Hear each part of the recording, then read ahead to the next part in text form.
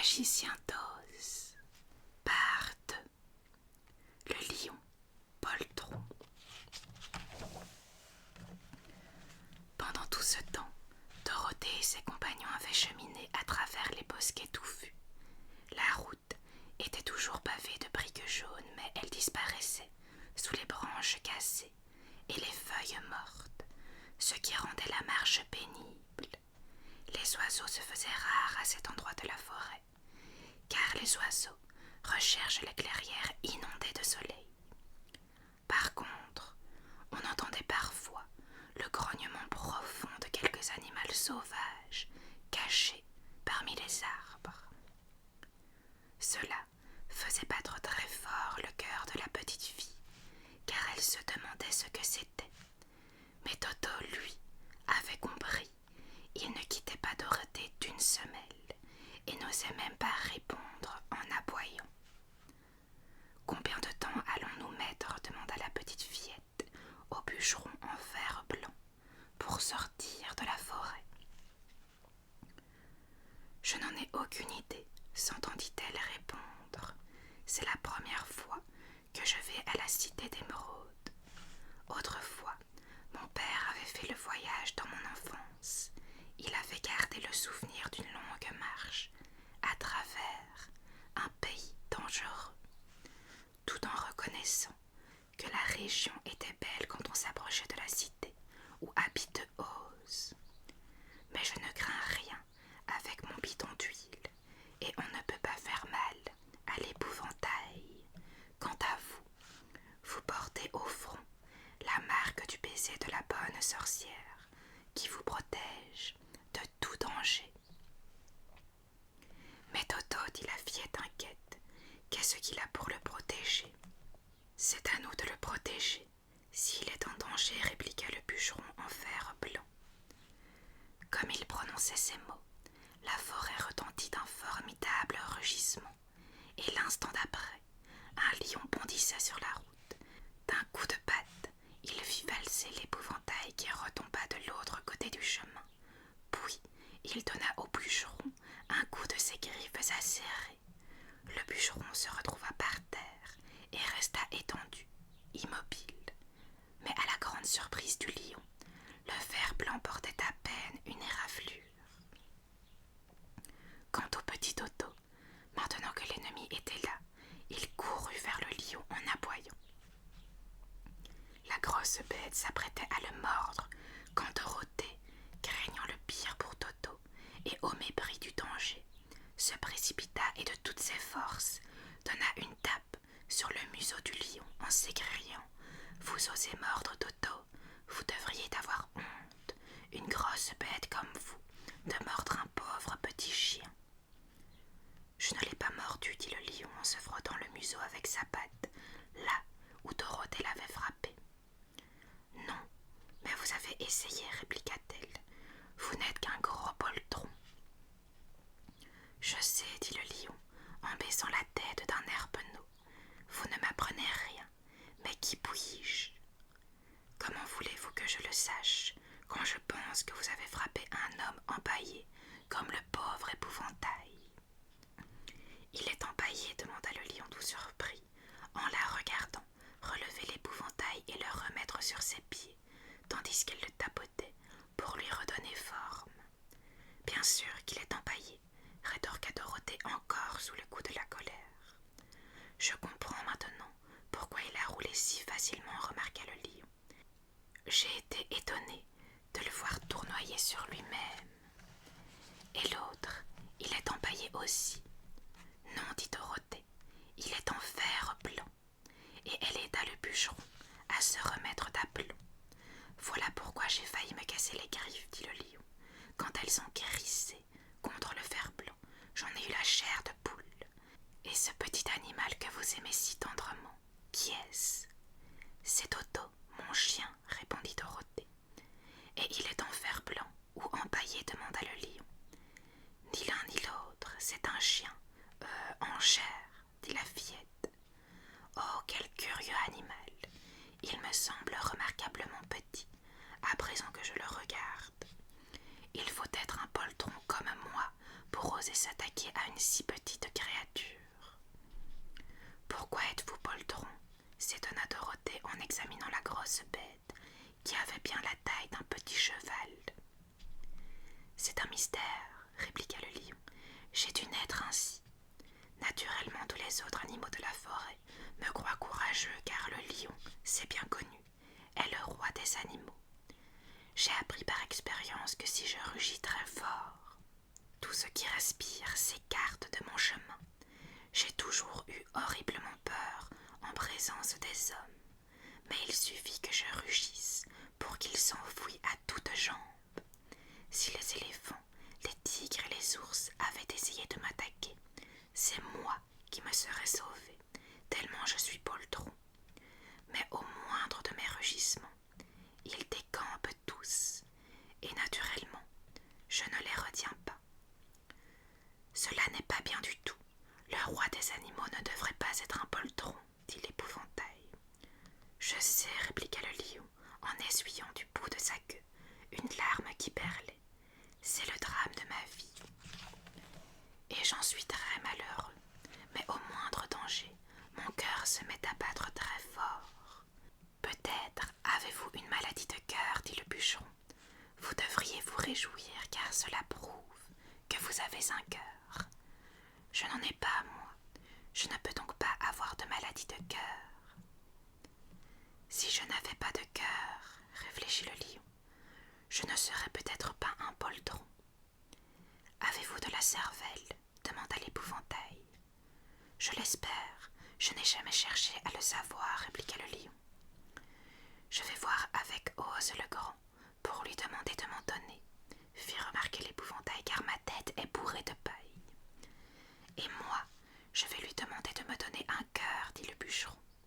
Et moi, je vais lui demander de me renvoyer avec Toto au Kansas, ajouta Dorothée. À votre avis, Oz pourrait-il me donner du courage, demanda le lion poltron. Pourquoi pas, s'il peut me donner de la cervelle, dit l'épouvantail, ou me donner un cœur, dit le bûcheron en fer blanc, ou me renvoyer au Kansas, dit Dorothée. Dans ce cas, si vous n'y voyez pas d'inconvénient, je vais vous accompagner, dit le lion, car ma vie est tout simplement insupportable si on ne me donne pas un peu de courage. Vous êtes vraiment le bienvenu, répondit Dorothée, car vous allez nous protéger des autres bêtes sauvages. Elles doivent être encore plus poltronnes que vous, si elles se laissent effrayer par vous aussi facilement. En effet, dit le lion, mais cela ne me rend pas plus courageux, et cela me désole d'être un poltron. Une fois de plus, notre petit groupe se remit en route. Le lion faisait imposante enjambée à côté de Dorothée. Au début, Toto accepta mal ce nouveau compagnon. Il n'arrivait pas à oublier qu'il avait failli finir en marmelade entre les puissantes mâchoires du lion. Mais au bout d'un moment, ses ressentiments se dissipèrent et ils devinrent vite une paire d'amis. La journée passa sans qu'une autre aventure vînt troubler la paix de leur voyage. À un moment donné, toutefois, le bûcheron en fer blanc mit le pied sur un scarabée qui cheminait sur la route, tuant ainsi la pauvre petite créature. Lui, qui n'aurait pas fait de mal à une mouche, se sentit très malheureux, et tout en marchant, il versa des larmes de regret. Ces larmes ruisselèrent lentement sur son visage, roulèrent jusqu'au ressort de ses mâchoires qui en rouillèrent. Peu après, Dorothée lui posa une question, et le bûcheron ne répondit pas. Il ne pouvait plus desserrer les dents. Ceci lui fit très peur, il s'adressa par geste à Dorothée pour qu'elle le secourût. Peine perdue, car elle n'arrivait pas à le comprendre. Le lion aussi était intrigué. Que se passait-il donc? Mais l'épouvantail saisit le bidon d'huile dans le panier de Dorothée et oignit les mâchoires du bûcheron. L'instant d'après, il reparlait normalement. « Cela m'apprendra, dit-il, à regarder où je mets les pieds, car s'il m'arrivait de tuer un autre insecte, je ne pourrais retenir mes larmes, la rouille me coincerait les mâchoires et m'empêcherait de parler. » Puis, il poursuivit son chemin avec mainte précaution, les yeux fixés sur la route, et dès qu'il voyait la moindre petite fourmi avançant péniblement, il l'enjambait pour éviter de lui faire du mal. Le bûcheron savait pertinemment qu'il n'avait pas de cœur. C'est pourquoi il prenait grand soin de n'être jamais cruel, ni méchant, à l'égard de qui que ce soit. Vous autres qui avez un cœur pour vous guider, dit-il, vous ne risquez jamais de faire du mal, mais moi, qui n'en ai pas, je dois être très prudent. Dès que Oz m'aura donné un cœur naturellement, je n'aurai plus besoin de me surveiller à chaque instant.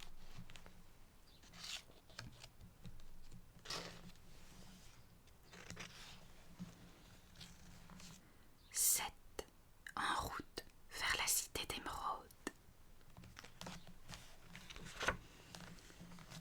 Cette nuit-là, il leur fallut dormir à la belle étoile sous un grand arbre dans la forêt, car il n'y avait point de maison aux alentours.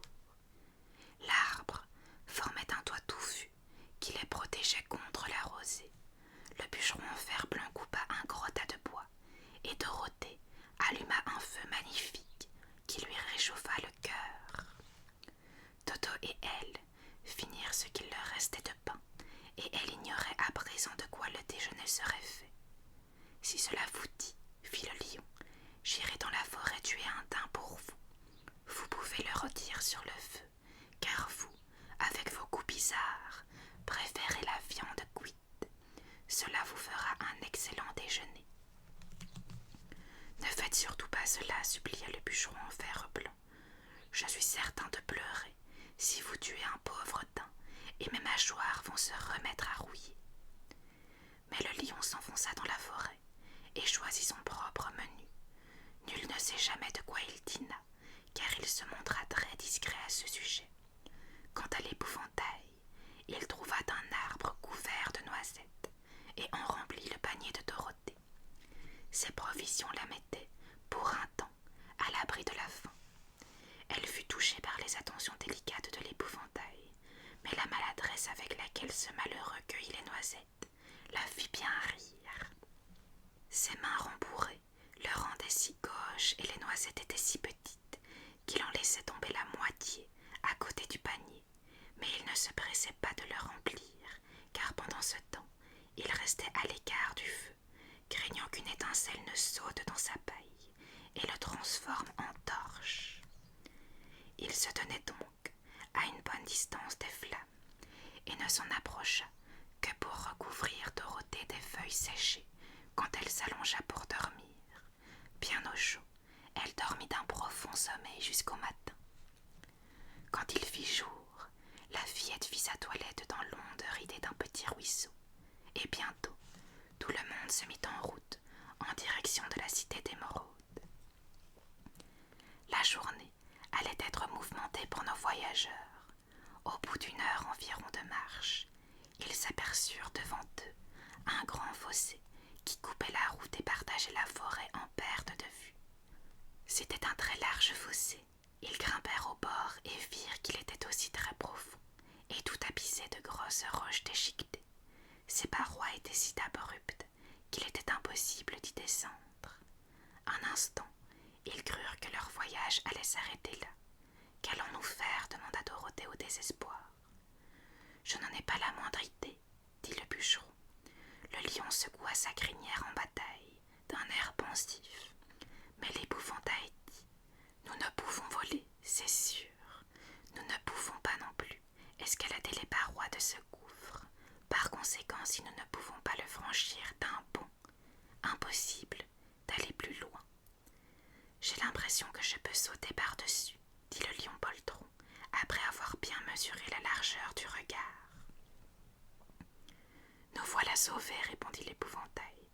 Vous pouvez nous porter tous sur votre dos, à tour de rôle. Je peux toujours essayer, dit le lion. Qui veut commencer? Moi, dit l'épouvantail. Si par hasard vous n'arriveriez pas à franchir ce gouffre, Dorothée serait tuée ou le bûcheron irait se fracasser sur les rochers. Mais avec moi, cela n'a pas d'importance, car si je tombe, je ne risque pas de me faire mal. Quant à moi, j'ai terriblement peur de tomber, dit le lion poltron. Mais la seule chose à faire, à mon avis, assez d'essayer. Montez donc sur mon dos et tentons l'expérience. » L'épouvantail s'assit sur le dos du lion. La grosse bête s'avança jusqu'au bord de l'abîme et s'accroupit. « Vous ne prenez pas votre élan pour sauter ?» demanda l'épouvantail. « Non, ce n'est pas la façon dont nous nous y prenons, nous autres lions, répliqua-t-il. Alors, se détendant comme un ressort, il franchit les airs et atterrit sain et sauf de l'autre côté. Tous furent soulagés de voir l'aisance avec laquelle il s'en était tiré. Après avoir déposé l'épouvantail, le lion refranchit le fossé d'un bond. Dorothée décida que c'était maintenant son tour. Elle prit donc Toto dans ses bras et se hissa sur le dos du lion en s'agrippant d'une main à sa crinière. L'instant d'après, elle eut l'impression de voler dans les airs, et avant même qu'elle eût le temps de dire « ouf », elle se retrouva saine et sauve de l'autre côté. Le lion revint une troisième fois pour chercher le bûcheron en fer blanc. Puis, ils s'assirent tous quelques instants pour permettre à l'animal de se reposer, car l'effort l'avait essoufflé, et il allaitait comme un gros chien qui avait trop couru. De ce bord-ci, la forêt était dense, elle semblait sombre et sinistre. Une fois le lion reposé, ils reprirent la route de briques jaunes, et chacun, dans son fort intérieur, s'interrogeait en silence. Parviendrait-il un jour à franchir ces bois, et reverrait-il jamais le beau soleil? Pour ajouter à leur angoisse, ils entendirent bientôt des bruits étranges venant des profondeurs de la forêt, et dans un murmure le lion leur confia que cette partie du pays était habitée par les Kalitas. « Qui sont les Kalitas ?» demanda la fillette. « Ce sont des bêtes monstrueuses, avec des corps d'ours et des têtes de tigre, » expliqua le lion, « et de leurs griffes longues et acérées. Ils pourraient me déchirer en deux aussi facilement que je pourrais tuer Toto. J'ai horriblement peur des Kalitas. »« Comme je vous comprends, » répliqua Dorothée, « ces bêtes doivent être effrayantes. » Le lion s'apprêtait à répondre quand soudain ils s'arrêtèrent. Un autre gouffre leur coupait la route, mais cette fois il était trop large et trop profond, et le lion comprit aussitôt qu'il ne pourrait pas le franchir en sautant. Ils s'assirent donc pour chercher une solution, et après mûre réflexion, l'épouvantail dit : « Voici un grand arbre là, tout près du fossé. Si le bûcheron peut l'abattre et le faire tomber de l'autre côté, il nous est possible de le franchir facilement. »« Ça, c'est une idée géniale, dit le lion. Ma parole, c'est à croire que vous avez dans la tête de la cervelle et non de la paille. » Le bûcheron se mit à l'œuvre sur le champ, et sa hache aiguisée tailla dans le tronc à toute volée. Puis le lion s'arc-bouta avec ses grosses pattes de devant contre l'arbre, et poussa de toutes ses forces. Alors, lentement, le grand arbre bascula et s'abattit avec fracas en travers du fossé. Ils commençaient seulement à franchir ce pont improvisé, lorsqu'un grognement hargneux leur fit lever les yeux. Comble d'horreur, accourant vers eux, ils aperçurent deux énormes bêtes, au corps d'ours et aux têtes de tigre. « Les Kalitas » dit le lion poltron en se mettant à trembler. « Vite !» cria l'épouvantail. « Traversons !» Dorothée passa donc la première en tenant Toto dans ses bras. Puis ce fut au tour du bûcheron, suivi bientôt de l'épouvantail. Le lion, malgré sa frayeur certaine, se retourna face aux Kalitas. Il poussa un rugissement si terrible que Dorothée se mit à crier et que l'épouvantail en tomba à la renverse. Même les monstres féroces s'arrêtèrent, pétrifiés.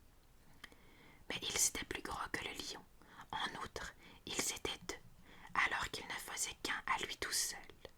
Rassurés, les Kalitas se lancèrent à sa poursuite. Le lion franchit le tronc et se retourna pour voir ce qu'ils allaient faire sans perdre une seconde. Les bêtes féroces entamaient déjà la traversée. Le lion dit à Dorothée : « Nous sommes perdus, ils vont sûrement nous mettre en pièces de leurs griffes acérées, mais restez juste derrière moi. Je vais lutter avec eux jusqu'à mon dernier souffle. J'ai une idée, cria l'épouvantail. J'ai bien réfléchi. Voilà ce qu'il faut faire. Il demanda au bûcheron de trancher l'extrémité de l'arbre qui reposait de ce côté du fossé.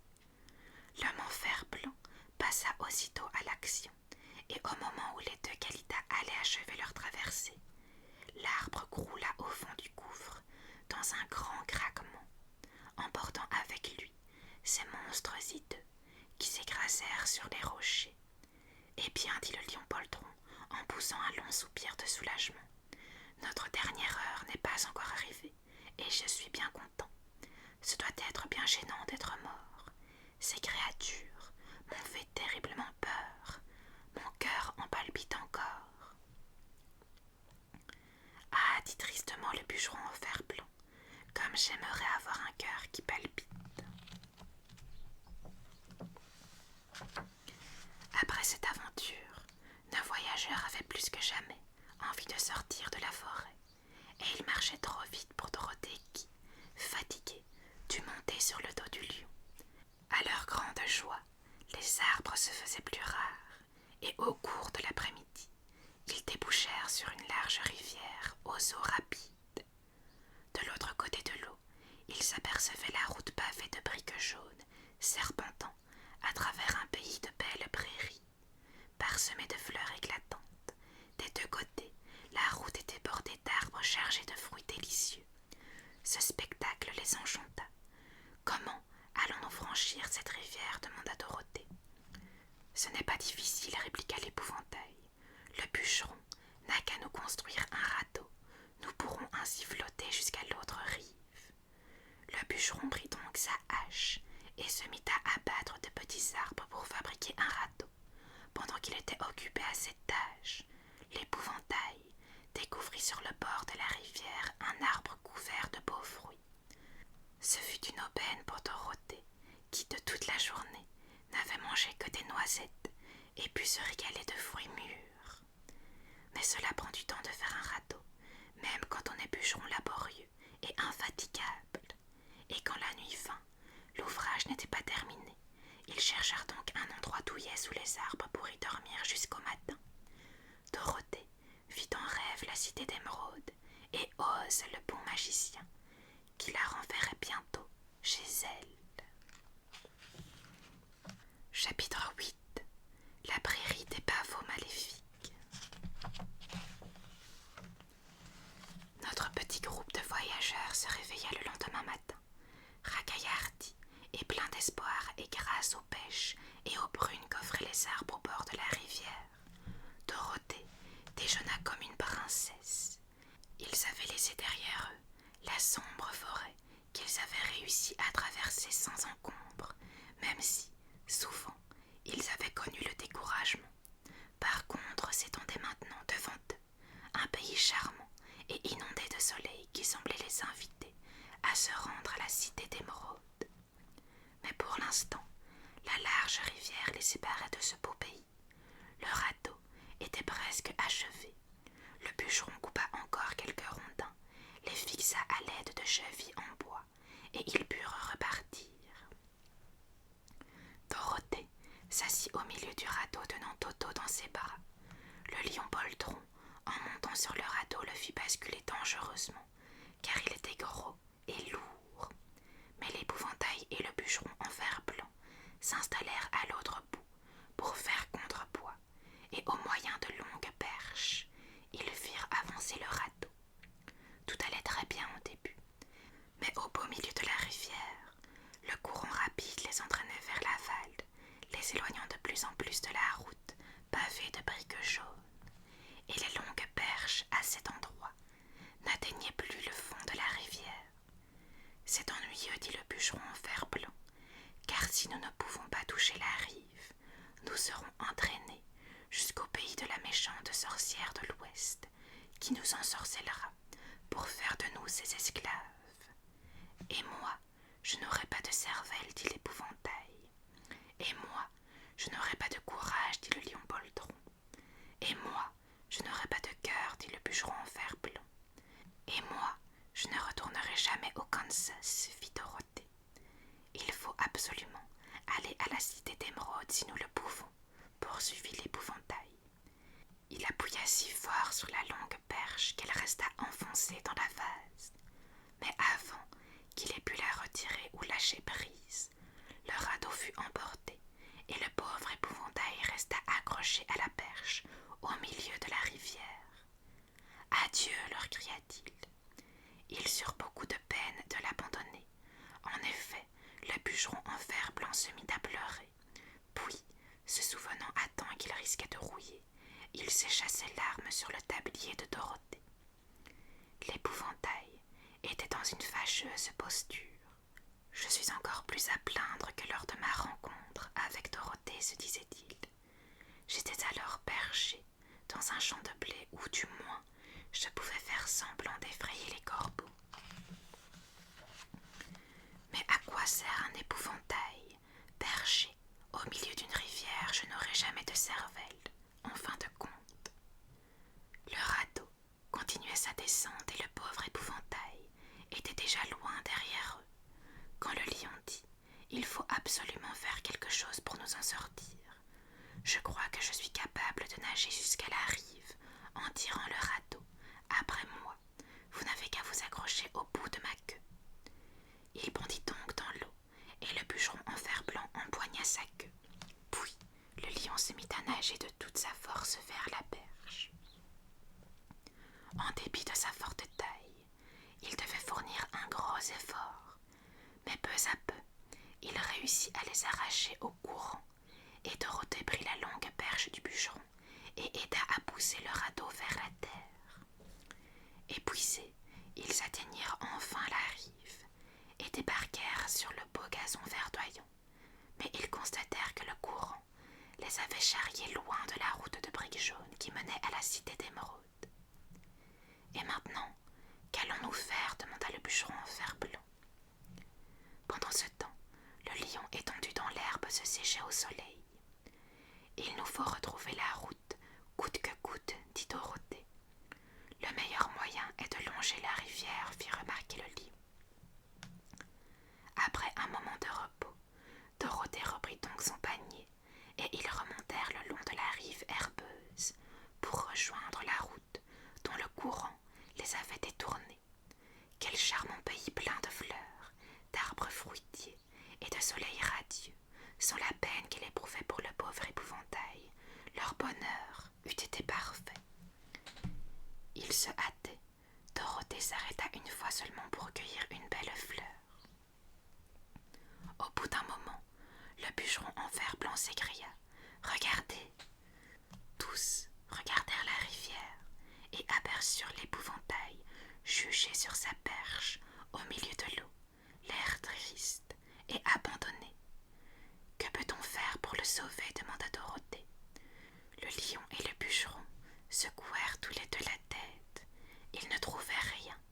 Ils s'assirent au bord de l'eau et contemplaient pensivement l'épouvantail, lorsque vint à passer une cigogne qui, les voyant, descendit se poser près d'eux. « Qui êtes-vous et où allez-vous » demanda-t-elle. « Je m'appelle Dorothée, répondit la fillette, et voici mes amis, le bûcheron en fer blanc et le lion poltron.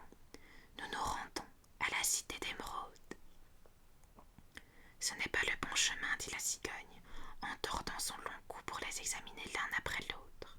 « Je le sais, répliqua Dorothée, mais nous avons perdu l'épouvantail, et nous nous demandons comment le récupérer. »« Où est-il » demanda la cigogne. « Là-bas, dans la rivière, répondit la fillette. « S'il n'était pas aussi gros et aussi lourd, je vous le ramènerais volontiers, fit remarquer la cigogne. « Il est léger comme une plume, dit Dorothée, avec empressement, car il est empaillé. Si vous pouvez nous le rapporter, nous vous en serons très reconnaissants. »« Je vais toujours essayer, dit la cigogne, mais si je le trouve trop lourd, je serai obligée de le lâcher dans la rivière. » Le grand oiseau s'envola et arriva à l'endroit où l'épouvantail était toujours accroché à sa perche. Puis, de ses grandes serres, la cigogne saisit l'épouvantail par le bras, l'emporta dans les airs et le déposa sur la rive où Dorothée, le lion et le bûcheron en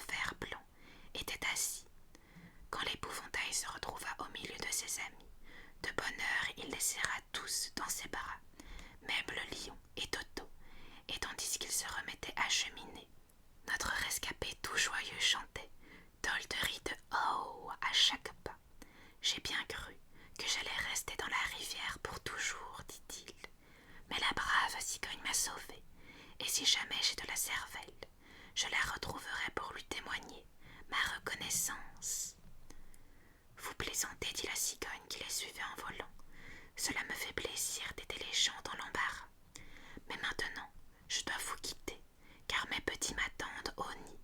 Je vous souhaite de trouver la cité d'émeraude, et j'espère que Oz vous aidera.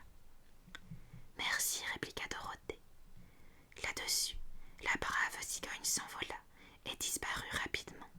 Chemin faisant, ils écoutaient le chant des oiseaux au plumage rutillant et regardaient les fleurs magnifiques qui formaient un épais tapis. On voyait de gros bourgeons jaunes, blancs, bleus et pourpres, à côté de grosses touffes de pavots écarlates, dont les couleurs éclatantes éblouissaient les yeux de Dorothée. « Que c'est beau !» s'exclama la fillette, en humant le parfum enivrant des fleurs. « Vous avez sans doute raison, » ajouta l'épouvantail. « Quand j'aurai de la cervelle, je les aimerai probablement davantage. Si seulement j'avais un cœur, je les adorerais, précisa le bûcheron en fer blanc. J'ai toujours beaucoup aimé les fleurs, dit le lion. Elles ont l'air si innocentes et si fragiles. Je n'en ai pas vu d'aussi belles dans la forêt. À mesure qu'ils avançaient, les gros pavots écarlates devenaient de plus en plus nombreux, et les autres fleurs se faisaient rares. Bientôt, ce ne fut plus qu'une prairie de pavots. Or, c'est bien connu, lorsque ces fleurs sont nombreuses, elles dégagent une senteur si puissante qu'il suffit de la respirer pour s'endormir. Et si l'on n'éloigne pas le dormeur, il ne se réveillera jamais plus. Mais Dorothée ignorait cela, et d'ailleurs comment aurait-elle pu les éviter? Les pavots l'entouraient à perte de vue. Bientôt ses paupières s'enlourdirent, et elle eut envie de s'asseoir et de dormir. Mais le bûcheron en fer blanc ne la laissa pas faire. « Nous devons nous dépêcher de rejoindre la route de briques jaunes avant la nuit, dit-il. » L'épouvantail était du même avis. Ils continuèrent donc à cheminer jusqu'à ce que Dorothée n'en puisse plus. Ses yeux se fermaient malgré elle. Elle ne savait plus où elle était et finit par s'endormir au milieu des pavots. « Qu'allons-nous faire ?» demanda le bûcheron en fer blanc. « Si nous la laissons là, elle va mourir, dit le lion. L'odeur de ces fleurs est en train de nous tuer tous. J'arrive à peine moi-même à maintenir mes yeux ouverts, et le chien est déjà endormi. » En effet, Toto était tombé à côté de sa petite maîtresse, mais l'odeur des fleurs ne gênait pas l'épouvantail, ni le bûcheron en fer blanc, puisqu'il n'était pas fait de chair. « Courez vite, dit l'épouvantail au lion. Éloignez-vous dès maintenant de ces fleurs dangereuses. Nous nous chargerons de la petite fille, mais si vous devez vous endormir, on ne pourra pas vous porter, vous êtes trop gros. » Le lion se releva donc et bondit aussi vite qu'il put. Il disparut en un instant. « Faisons une chaise de nos mains pour la porter, dit l'épouvantail. Ils ramassèrent Toto et le mirent sur les genoux de Dorothée. Ils firent ensuite la chaise, leurs mains servant de siège et leurs bras d'accoudoir, et c'est ainsi qu'ils traversèrent le champ, portant la fillette endormie. Ils cheminèrent longtemps, longtemps. Le grand tapis de ces fleurs maléfiques semblait ne devoir jamais finir. Ils suivirent la rivière et tombèrent enfin sur leur ami le lion, dormant d'un profond sommeil au milieu des pavots. L'odeur puissante des fleurs avait terrassé l'énorme bête, qui s'était affalée presque à la lisière du champ, là où le gazon déroulait à nouveau ses prairies verdoyantes. « Nous ne pouvons rien pour lui, » dit tristement le bûcheron en fer blanc, « car il est trop lourd à soulever. Nous devons le laisser ici, endormi à jamais. Et peut-être rêvera-t-il qu'il a enfin trouvé du courage. » « Je suis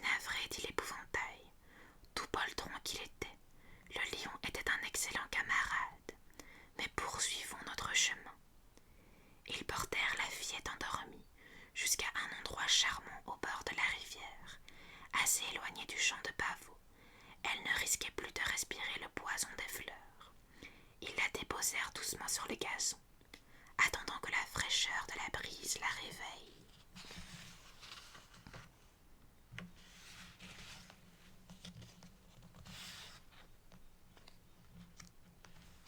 Chapitre 9. La reine des souris des champs. Nous ne devons plus être très loin de la route de briques jaunes maintenant, fit remarquer l'épouvantail debout près de la fillette. Nous avons presque rejoint l'endroit où le courant de la rivière nous a emportés. Le bûcheron allait répondre lorsqu'il entendit un sourd grognement. Grâce à ses gonds bien huilés, il tourna la tête sans effort et vit venir une étrange bête qui bondissait dans les herbes. C'était un grand chat sauvage tout jaune. Il semblait à l'affût, les oreilles collées près de la tête, la gueule grande ouverte, découvrant deux rangées d'horribles dents, et ses yeux rougeoyants comme des globes de feu.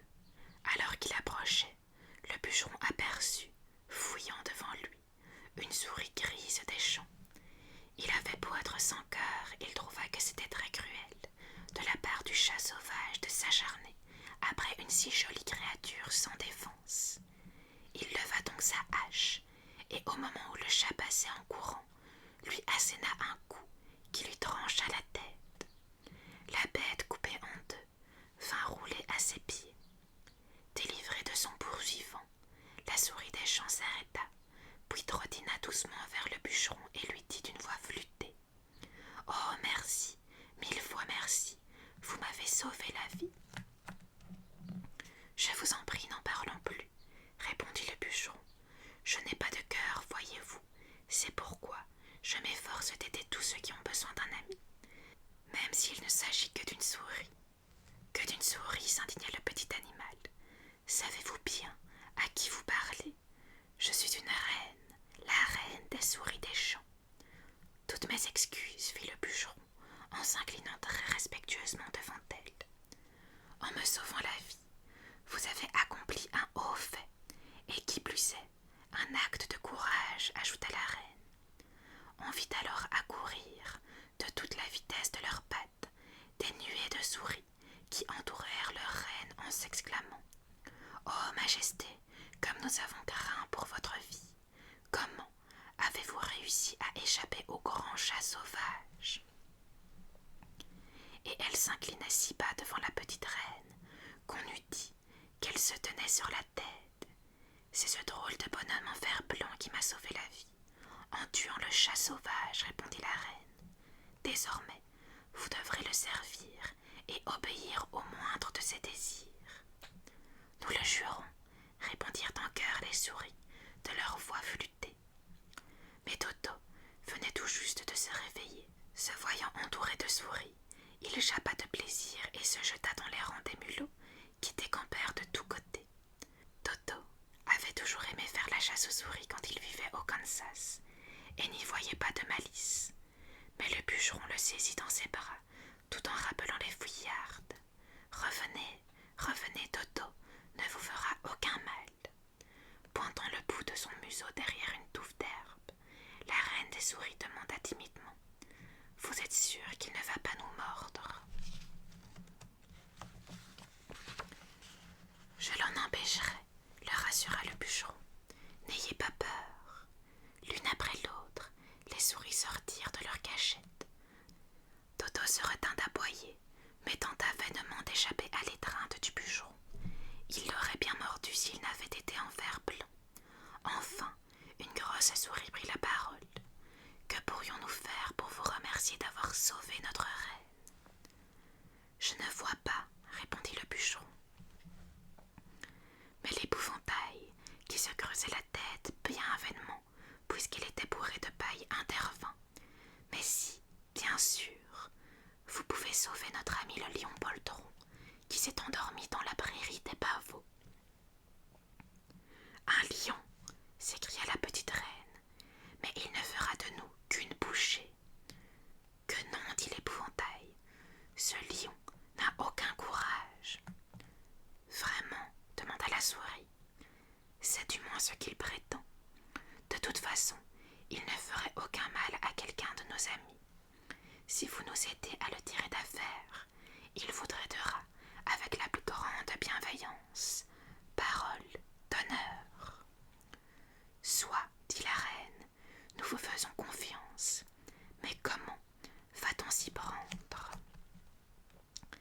Ces souris, qui vous appellent leur reine et sont prêtes à vous obéir, sont-elles nombreuses? Oh, des milliers, répondit-elle. Alors rassemblez-les d'ici le plus vite possible, et que chacune se munisse d'un long bout de ficelle. Se tournant vers son escorte de souris, la reine leur enjoignit d'aller quérir tout le monde. Elles obéirent promptement et détalèrent dans toutes les directions. Quant à vous, dit l'épouvantail au bûcheron, allez donc couper quelques arbres au bord de la rivière et fabriquez-nous un chariot pour transporter le lion. Le bûcheron se mit aussitôt à l'ouvrage. En un rien de temps, il fit un chariot avec les plus fortes branches, dont il ôta les feuilles et les rameaux. Il l'assembla au moyen de chevilles de bois et tailla 4 roues dans une souche. Il travaillait si vite et si bien que le chariot fut prêt avant que les premières souris reparaissent. Par milliers, elles affluaient de tous côtés, des grosses, des petites, des moyennes, chacune tenant entre ses dents un morceau de ficelle. C'est alors que Dorothée, sortant de son long sommeil, rouvrit les yeux. Quelle ne fut pas sa surprise de se retrouver couchée dans l'herbe, parmi des nuées de souris grises qui la regardaient timidement. L'épouvantail lui expliqua tout en détail, puis, se retournant vers la souris qui se campait fièrement près d'eux, « Permettez-moi de vous présenter Sa Majesté la Reine, dit-il. » Dorothée salua gravement de la tête la reine, fit une révérence.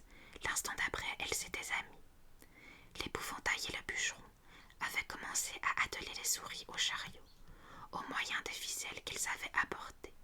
Il en nouait un bout au cou de chaque souris, et l'autre au chariot. Naturellement, le chariot était 1000 fois plus lourd que les souris qui devaient le haler, mais lorsque toutes furent attelées, elles parvinrent à le déplacer sans trop de difficulté. Même l'épouvantail et le bûcheron s'assirent dessus et furent ainsi conduits par cet étrange et menu équipage jusqu'au lion endormi. Hisser la lourde bête sur le chariot ne se fit pas sans mal.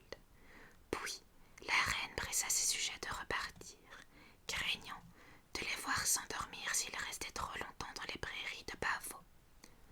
Malgré leur nombre, les petites créatures eurent d'abord bien de la peine à ébranler le chariot et son lourd fardeau. Le bûcheron et l'épouvantail vinrent pousser par derrière, et l'attelage se mit à rouler. Bientôt le lion se retrouva dans les prés verts et put respirer à nouveau l'air frais, au lieu de la laine empoisonnée des pavots. Dorothée vint à leur rencontre et remercia de tout son cœur les souris d'avoir arraché son compagnon à la mort. Elle s'était prise d'une tendre affection pour le gros animal et se réjouissait de le revoir sain et sauf. On détela les souris qui regagnèrent en un clin d'œil leur pénate. La reine fut la dernière à prendre congé. « Si jamais vous avez encore besoin de nos services, dit-elle, allez dans le champ et appelez, nous accourrons à votre appel. Adieu. » Adieu, répondirent-ils en chœur, et la reine disparut dans les herbes, tandis que Dorothée serrait le turbulent Toto contre elle, craignant qu'il ne lui court après et ne l'effraie. Ils s'assirent aux côtés du lion pour guetter son réveil et l'épouvantail alla cueillir quelques fruits aux arbres d'alentour pour le souper de Dorothée. Chapitre 10. Le gardien des portes. Le lion poltron ne se réveilla pas tout de suite. Resté parmi les pavots, il en avait longtemps respiré l'odeur maléfique. Quand enfin il ouvrit les yeux et roula du chariot, il fut tout content d'être encore en vie. « J'ai couru le plus vite possible, dit-il, en s'asseyant et en bâillant, mais les fleurs m'ont terrassé.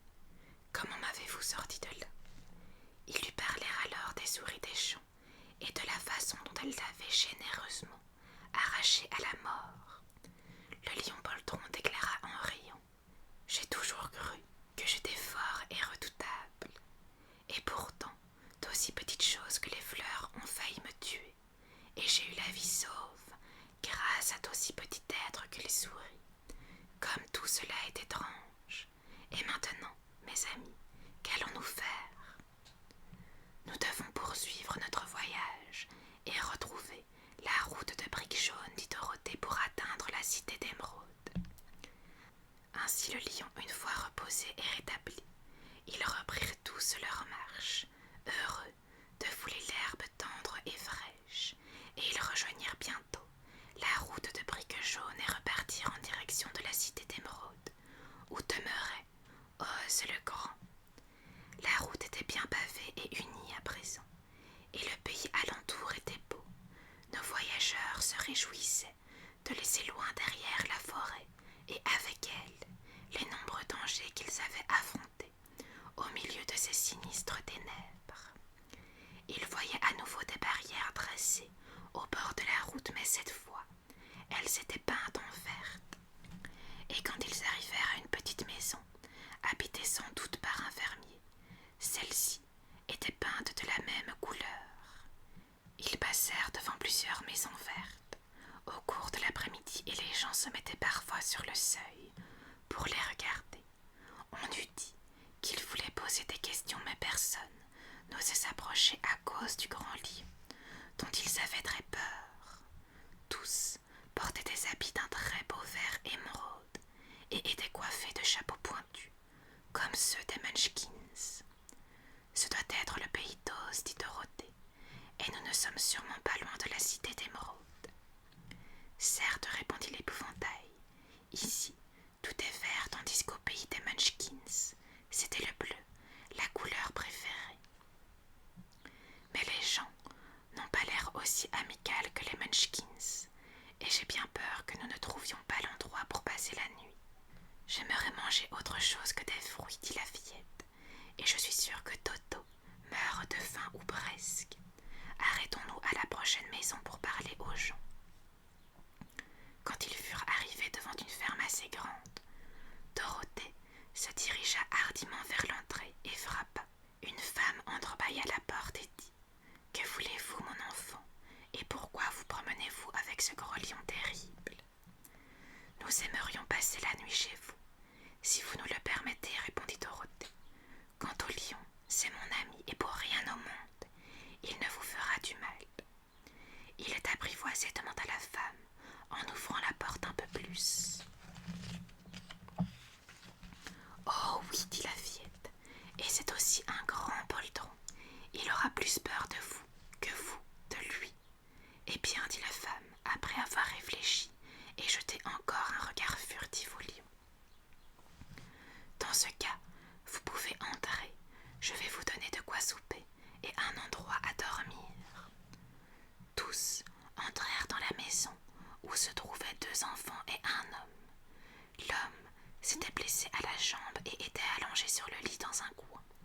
Ils eurent l'air plutôt surpris de voir une compagnie aussi bizarre. Et pendant que la femme mettait la table, l'homme demanda « Où allez-vous tous comme cela ?»« À la cité d'Émeraude, dit Dorothée, voir Oz le Grand. »« Oh, vraiment » s'exclama l'homme. « Êtes-vous sûr que Oz vous recevra ?»« Pourquoi pas » répliqua-t-elle. « On dit qu'il n'admet personne en sa présence. Je suis souvent allée à la cité d'Émeraude. C'est un endroit d'une merveilleuse beauté. Mais je n'ai jamais été autorisée à voir Oz le Grand. Et à ma connaissance, aucun être vivant n'a réussi à le voir. »« Mais il ne sort jamais » demanda l'épouvantail. « Jamais, jour après jour, il siège dans la grande salle du trône de son palais, et même ceux qui le servent ne se sont jamais trouvés face à face avec lui. »« Comment est-il » demanda la fillette. « C'est difficile à dire, » répondit l'homme pensif. « Vous comprenez, Oz est un grand magicien et peut revêtir la forme qui lui plaît. Ainsi, pour certains, il ressemble à un oiseau, pour d'autres à un éléphant, pour d'autres encore à un chat. Pour certains, il a les traits d'une belle fée ou d'un lutin, ou revêt toute autre forme selon son gré. Mais qui est le vrai Oz? Qu'en montre-t-il son vrai visage? On ne saurait le dire. Comme c'est bizarre, dit Dorothée, mais nous devons essayer, d'une façon ou d'une autre, de le rencontrer. Sinon, nous aurons entrepris notre voyage pour rien. Pourquoi désirez-vous voir Oz le terrible? Je veux qu'il me donne de la cervelle, dit l'épouvantail fébrile. Oz pourrait arranger cela assez facilement, déclara l'homme. Il a plus de cervelle qu'il ne lui t'en faut. Et moi, je veux qu'il me donne un cœur, dit le bûcheron en fer blanc. Cela ne saurait l'embarrasser, poursuivit l'homme, car Oz possède une grande collection de cœurs de toutes les tailles et de toutes les formes. Et moi, je veux qu'il me donne du courage, dit le lion. Oz conserve un grand bocal de courage dans sa salle du trône. Il l'a recouvert d'une soucoupe d'or pour l'empêcher de s'échapper. Il sera ravi de vous en donner. Et moi, je veux qu'il me renvoie au Kansas, dit Dorothée. Où se trouve le Kansas? Demanda l'homme d'un air surpris. Je ne sais pas, répondit tristement Dorothée, mais c'est mon pays, et je suis sûre que c'est quelque part. Vraisemblablement, vous savez, Oz peut tout. Il vous trouvera donc le Kansas, je suppose. Mais vous devez d'abord réussir à le voir, et ce sera difficile, car le grand magicien n'aime voir personne, et généralement, c'est lui qui décide. Et toi, qu'est-ce que tu veux? Poursuivit-il en s'adressant à Toto. Toto, lui, se contentait de remuer la queue, car, chose étrange, il ne savait pas parler. La femme leur annonça que le souper était prêt. Ils s'assirent donc autour de la table et Dorothée mangea un peu d'une délicieuse bouillie, des œufs brouillés, une assiette de beau pain blanc et trouva son repas bien bon. Le lion goûta à la bouillie, mais il ne l'apprécia guère, prétendant qu'elle était à base d'avoine et que l'avoine, c'était bon pour les chevaux et non pour les lions. Quant à l'épouvantail et au bûcheron en fer blanc, ils n'avalèrent pas une bouchée. Toto, lui, goûta un peu de tout et trouva bon de souper à nouveau comme il faut. La femme prépara ensuite un lit pour Dorothée, et Toto s'allongea à côté d'elle, tandis que le lion monta la garde à la porte de sa chambre. L'épouvantail et le bûcheron en fer blanc restèrent debout dans un coin et se tinrent tranquillement toute la nuit, mais s'endormirent naturellement. Le lendemain matin, dès le lever du soleil, ils reprirent la route et aperçurent bientôt dans le ciel, juste devant eux, une magnifique lumière verte. Ce doit être la cité d'émeraude, dit Dorothée. Plus ils s'approchaient, plus la lumière devenait éclatante, et ils se croyaient déjà au but. Pourtant, ce n'est que dans l'après-midi qu'ils parvinrent au rempart qui entourait la cité. C'était un mur épais assez élevé et d'un vert éclatant. La route pavée de briques jaunes se terminait juste à la grande porte toute incrustée d'émeraude qui, au soleil, jetait de tels feux que même les yeux peints de l'épouvantail en furent éblouis. À côté de la porte, il y avait une sonnette. Dorothée appuya sur le bouton et put entendre un tintement argentin. Alors l'énorme porte pivota lentement sur elle-même. Ils la franchirent tous et se retrouvèrent sous une grande voûte dont les murs scintillaient de leur innombrable émeraude. En face d'eux se trouvait un petit homme de la même taille que les Munchkins. Il était tout de vert vêtu, de la tête aux pieds, et même sa peau avait quelque chose de verdâtre. À côté de lui, il y avait une grosse boîte. En apercevant Dorothée et ses compagnons, l'homme demanda « Que désirez-vous dans la cité d'émeraude ?»« Nous sommes venus ici pour rencontrer Oz le Grand, dit Dorothée. L'homme fut tellement surpris par la réponse qu'il dut s'asseoir pour réfléchir. Voilà des années qu'on ne m'a demandé à voir Oz, dit-il en secouant la tête d'un air perplexe. Il est puissant et terrible, et si l'objet de votre visite est futile ou ridicule et risque de troubler les méditations du grand magicien, il peut tous vous anéantir en un instant. Mais l'objet de notre visite n'est ni ridicule ni futile, répliquait l'épouvantail. Il est important, et nous avons ouï dire qu'Oz est un bon magicien. Certainement, dit l'homme vert, et il gouverne la cité d'émeraude avec sagesse. mais il se montre impitoyable envers ceux qui sont mal intentionnés ou trop curieux. Eh bien, peut-on oser demander de le voir en face? Je suis le gardien des portes, et puisque vous voulez à tout prix rencontrer Oz le Grand, mon devoir est de vous mener jusqu'à son palais. Mais auparavant, il vous faudra mettre des lunettes. Pourquoi? Demanda Dorothée. Parce que si vous ne portiez pas de lunettes, vous seriez ébloui par l'éclat et la splendeur de la cité d'Émeraude. Même ceux qui vivent dans la cité doivent porter des lunettes jour et nuit. Elle ferme tout à clé.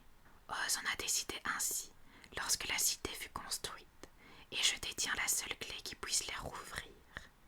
Il ouvrit la grosse boîte, et Dorothée vit qu'elle était remplie de lunettes de toute taille et de toute forme. Leur verre était de couleur verte.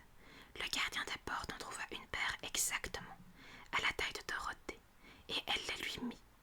Elle était maintenue derrière sa tête par 2 cordons d'or bouclés ensemble au moyen d'une petite clé que le gardien portait en sautoir. Une fois mise, Dorothée n'aurait pas pu les ôter, même si elle l'avait voulu. Mais comme elle n'avait aucune envie d'être aveuglée par l'éclat de la cité d'Émeraude, elle se tut. Puis, l'homme vert trouva des lunettes à la taille de l'épouvantail, du bûcheron et du lion.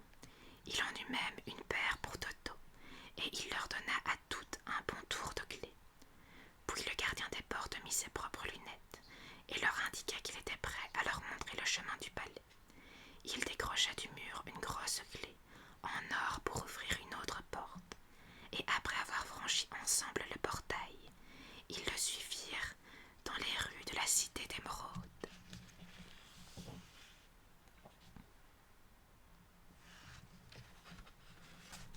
Chapitre 11. La merveilleuse cité d'Émeraude. Malgré leurs lunettes vertes, Dorothée et ses amis au début furent éblouis par l'éclat de la cité merveilleuse. Les rues étaient bordées de maisons splendides, toutes de marbre vert et incrustées d'émeraudes étincelantes. Ils marchaient sur une chaussée du même marbre, et la jointure des dalles était sertie de rangs serrés d'émeraudes qui resplendissaient au soleil.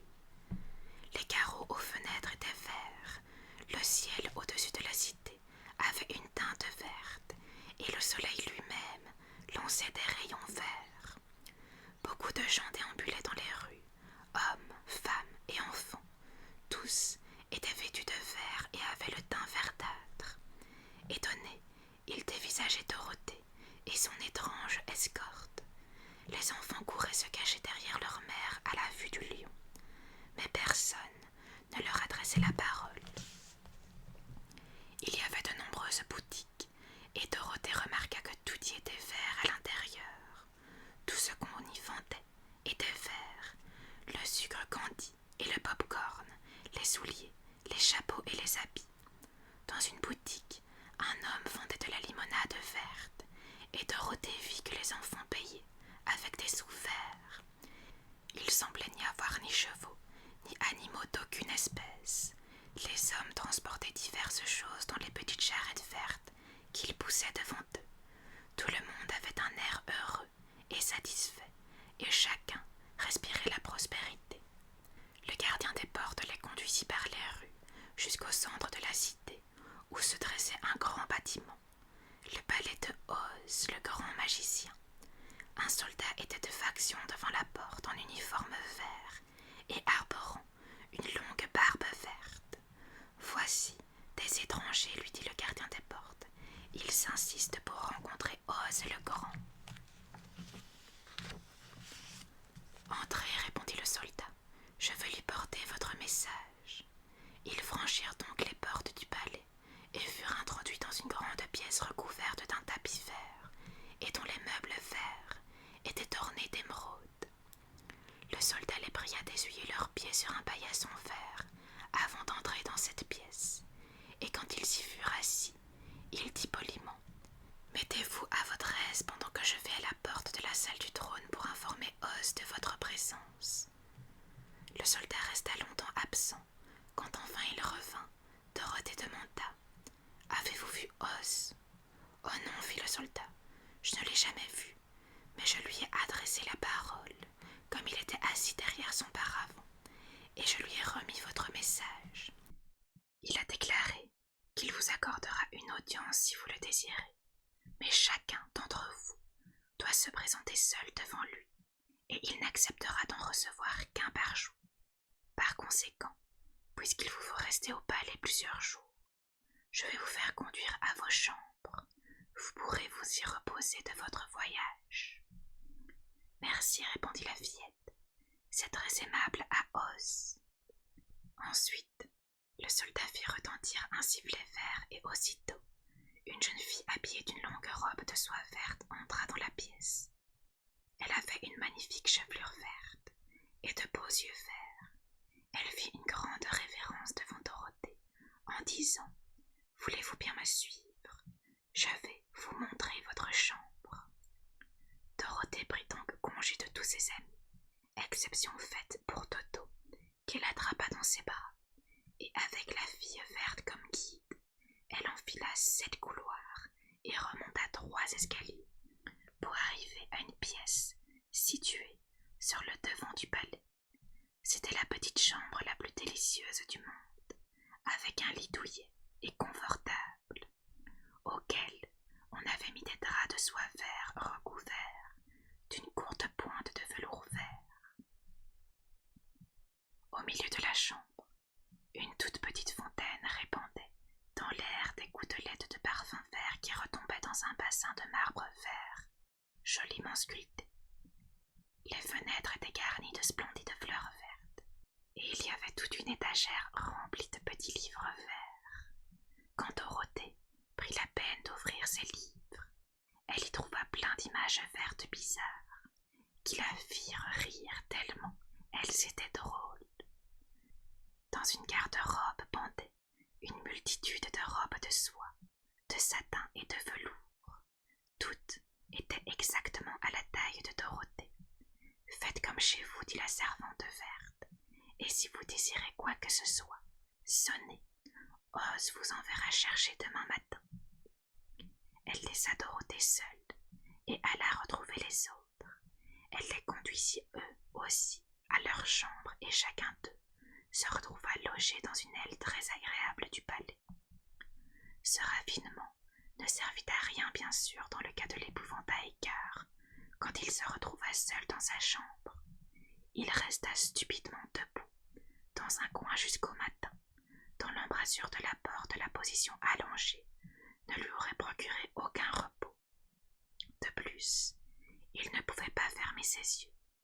Il passa donc la nuit à fixer une petite araignée occupée à tisser sa toile dans un coin de la chambre, exactement comme s'il ne s'était pas trouvé dans une des chambres les plus merveilleuses du monde. La force de l'habitude fit s'allonger le bûcheron en fer blanc sur son lit, car il se souvenait de l'époque où il était fait de chair. Mais incapable de fermer l'œil, il passa la nuit à faire marcher ses articulations pour s'assurer qu'elles étaient encore en bon état de fonctionnement. Le lion, lui, aurait préféré un lit de feuilles séchées dans la forêt et n'appréciait guère d'être enfermé dans une chambre. Mais il était trop sensé pour se laisser importuner par ce détail. Il bondit donc sur le lit et en se pelotonnant comme un chat, s'endormit dans un ronronnement, le temps qu'il faut pour le dire. Le lendemain matin, après le petit déjeuner, la servante verte vint chercher Dorothée. Elle lui passa une des plus jolies robes vertes. Elle était en satin broché vert. Dorothée mit un tablier de soie verte et noua un ruban vert autour du cou de Toto. Puis, ils se dirigèrent vers la salle du trône d'Oz le Grand. Ils traversèrent une grande antichambre, peuplée d'une foule de dames et de courtisans, tous vêtus de riches costumes. Ces gens n'avaient rien d'autre à faire que la conversation, mais tous les matins ils devaient attendre à l'extérieur de la salle du trône. Et pourtant, on ne leur avait jamais permis de voir Oz. Quand Dorothée fit son entrée, ils la regardèrent avec curiosité, et l'un d'eux chuchota. « Avez-vous vraiment l'intention de voir le visage d'Oz le redoutable ?» Bien sûr, dit la fillette, s'il accepte de me recevoir. Oh, il est d'accord pour vous recevoir, dit le soldat, qui avait transmis son message au magicien. Et pourtant, il n'aime pas qu'on lui demande une entrevue. D'ailleurs, il s'est tout d'abord mis en colère et m'a dit que je devrais vous renvoyer d'où vous venez. Ensuite, il m'a demandé comment vous étiez, et quand j'ai fait allusion à vos souliers d'argent, il a manifesté un très vif intérêt. Enfin, je lui ai parlé de cette marque que vous portez sur le front, et il a décidé de vous admettre en sa présence. Au même moment, on entendit une sonnette, et la servante verte dit à Dorothée, « Voilà le signal, vous devez entrer seule dans la salle du trône. » Elle ouvrit une petite porte. Dorothée la franchit hardiment et se retrouva dans un endroit merveilleux. La pièce était grande et ronde, avec un plafond élevé en forme de dôme, recouvert ainsi que les murs et les sols d'énormes émeraudes serties, côte à côte. Une intense clarté, aussi vive que celle du soleil, tombait du centre du dôme sur les émeraudes. Mais les yeux de Dorothée furent éblouis par le grand trône de marbre vert, au milieu de la pièce. Il avait la forme d'une chaise et était parsemé de pierres précieuses, comme tout le reste. Au milieu du siège trônait une énorme tête sans corps, ni bras, ni jambes. Il n'y avait pas un cheveu sur cette tête, qui avait cependant des yeux, un nez et une bouche, et la tête du plus grand des géants eût semblé petite à côté. Comme Dorothée ne détachait pas le regard de ce spectacle dans un émerveillement mêlé de crainte, les yeux se mirent à tourner lentement et à la fixer avec attention. Puis la bouche remua, et Dorothée entendit une voix prononcer ces mots. « Je suis Oz, le grand et le redoutable. Qui êtes-vous et que me voulez-vous » Elle s'attendait à entendre sortir de l'énorme tête une voix plus épouvantable.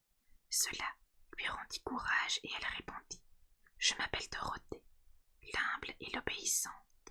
Je suis venue vous prier de m'aider. » Les yeux la regardèrent d'un air pensif.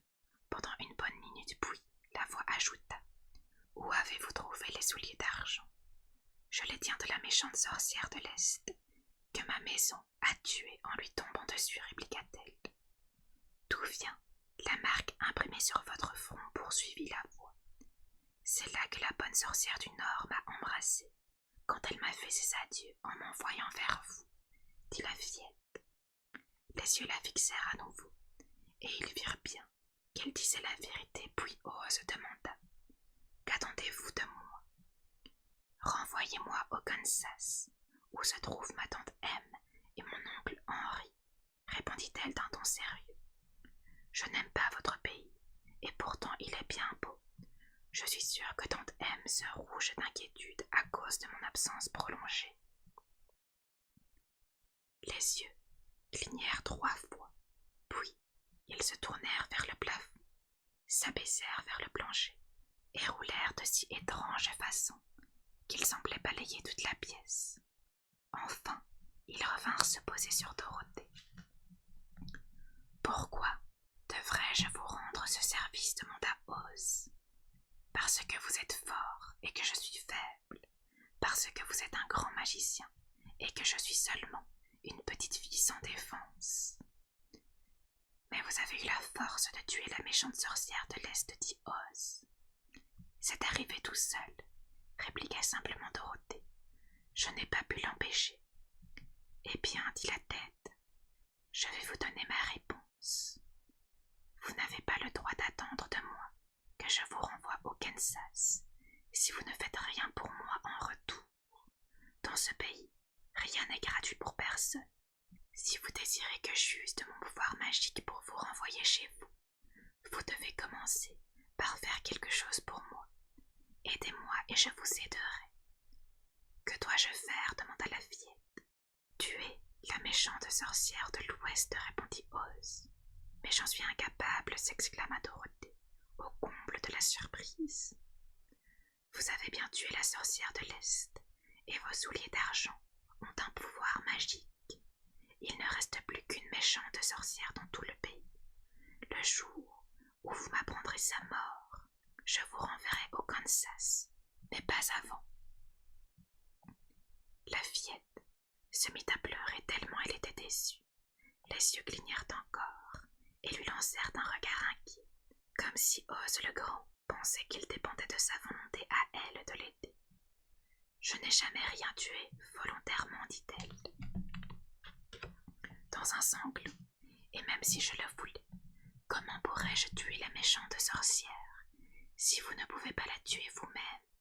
Vous qui êtes grand et redoutable, comment cela me serait-il possible à moi? » « Je ne sais pas, dit la tête, mais telle est ma réponse, et vous ne reverrez votre oncle et votre tante qu'une fois que la méchante sorcière sera morte.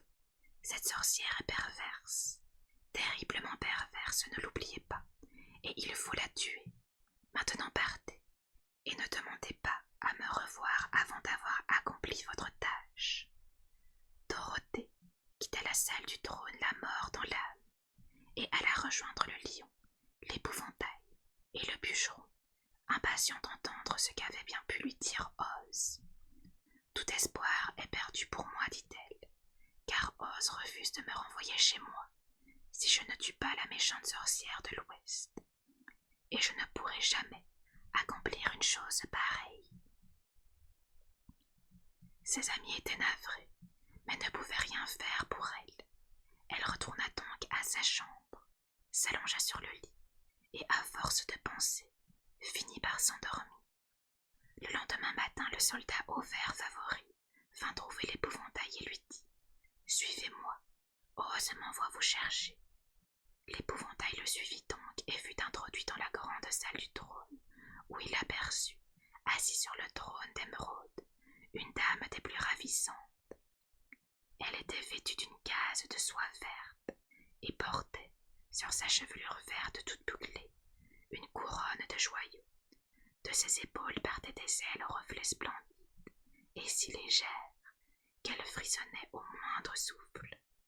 Devant cette belle personne, l'épouvantail fit une gracieuse révérence, autant qu'on peut le faire quand on est bourré de paille. Puis celle-ci le regarda gentiment et dit « Je suis Oz, le grand et le redoutable. Qui êtes-vous et que me voulez-vous ?» Or, l'épouvantail qui s'attendait à voir l'énorme tête dont lui avait parlé Dorothée était au comble de l'étonnement. Néanmoins, il trouva le courage de lui répondre « Je ne suis qu'un épouvantail bourré de paille. C'est pourquoi je n'ai pas de cervelle et je viens vous supplier de m'en mettre un peu dans la tête pour que je puisse devenir un homme comme tous ceux de votre royaume. » « Pourquoi le ferais-je » demanda la dame. « Parce que vous êtes sage et puissante, et que vous seul pouvez m'aider, répondit l'épouvantail. « Je n'accorde jamais de faveur sans quelque service en retour, dit Oz. Mais je veux bien promettre ceci. Si vous acceptez de tuer pour moi la méchante sorcière de l'Ouest, je vous octroierai une bonne dose de cervelle, et d'une si bonne qualité que vous serez l'homme le plus sage de tout le pays d'Oz. » « Mais n'avez-vous pas demandé à Dorothée de tuer la sorcière ?» dit l'épouvantail étonné. « C'est exact, peu m'importe qui la tue, mais je n'exaucerai pas votre vœu avant qu'elle n'ait été anéantie. Maintenant, allez et ne cherchez pas à me voir tant que vous n'aurez pas mérité ce que vous désirez si ardemment. » L'épouvantail très peiné alla retrouver ses amis et leur rapporta les paroles d'Oz. Dorothée fut fort surprise d'apprendre que le grand magicien n'était pas une tête, mais une belle dame. « N'importe, dit l'épouvantail, elle aurait autant besoin d'un cœur que le bûcheron. » Le jour suivant, le soldat au vert favori vint trouver le bûcheron et dit « Oz m'envoie vous chercher, suivez-moi. » Le bûcheron s'exécuta donc et arriva dans la grande salle du trône. Il ignorait s'il allait voir Oz sous la forme d'une belle dame ou d'une tête, mais il aurait préféré la belle dame, car, se disait-il, si c'est la tête, je suis sûr de ne pas obtenir de cœur, puisqu'une tête n'a pas de cœur et ne peut comprendre mon désir. belle dame. J'essayerai de l'attendrir, on dit que les dames ont le cœur tendre. » Mais en entrant dans la grande salle du trône, le bûcheron ne vit ni tête ni dame. Oz avait pris la forme d'une bête terrifiante. Elle avait presque la taille d'un éléphant. C'était à se demander si le trône vert pourrait supporter son poids. Elle avait la tête d'un rhinocéros, mais était dotée de 5 yeux. 5 grands bras sortaient de son corps qui était également pourvu de 5 jambes, longues et maigres. Tout son corps était couvert d'un poil épais et laineux, et on ne pouvait imaginer de monstre plus effrayant. Heureusement pour le bûcheron, qu'il n'eut pas encore de cœur car celui-ci serait affolé de terreur. Mais comme il n'était qu'en fer blanc, le bûcheron n'éprouva pas la moindre frayeur. Par contre, sa déception était grande. « Je suis Oz, le grand et le redoutable, » rugit la bête. « Qui êtes-vous et que me voulez-vous ?»« Je suis un bûcheron en fer blanc. Je n'ai donc pas de cœur et ne puis aimer. Je vous supplie de me donner un cœur, afin d'être comme les autres hommes. » « Pourquoi le ferais-je » demanda la bête d'un ton hautain. « Parce que je vous le demande, et que vous seul pouvez m'exaucer, répondit le bûcheron. Oz accueillit ces mots par un sourd grognement, mais ajouta bourru. « Si vraiment vous désirez un cœur, vous devez le mériter. » « De quelle manière ?» demanda le bûcheron. « Aider Dorothée à tuer la méchante sorcière de l'Ouest, répliqua la bête. Une fois la sorcière anéantie, venez me retrouver et à ce moment-là, je vous donnerai le cœur le plus gros, le plus tendre et le plus affectueux de tout le pays d'Oz. » Ainsi, notre bûcheron en fer blanc n'eut plus qu'à retourner tout chagrin auprès de ses amis et leur raconter son entrevue avec la terrible bête. Il s'émerveillait que le grand magicien pût prendre toutes ses formes, et le lion dit « S'il m'apparaît sous les traits d'une bête, je rugirai de toutes mes forces, et je l'effrayerai tellement qu'il exaucera tous mes vœux.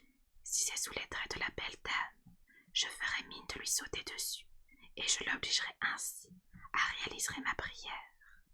Si c'est la grande tête, elle sera à ma merci, car je la ferai rouler dans toute la salle, jusqu'à ce qu'elle promette de nous satisfaire. Courage donc, mes amis, car tout va s'arranger. » Le lendemain matin, le soldat au vert favori conduisit le lion à la grande salle du trône et s'effaça pour le laisser entrer. Le lion franchit aussitôt la porte, regarda autour de lui et, à sa grande surprise, aperçut devant le trône une boule de feu, d'une lumière si cruelle qu'il pouvait à peine la supporter. Il crut tout d'abord qu'Oz avait pris feu par accident et achevait de se consumer, mais quand il essaya de s'approcher, l'intense chaleur lui roussit les moustaches, et en rampant, il regagna la porte, tremblant de tous ses membres.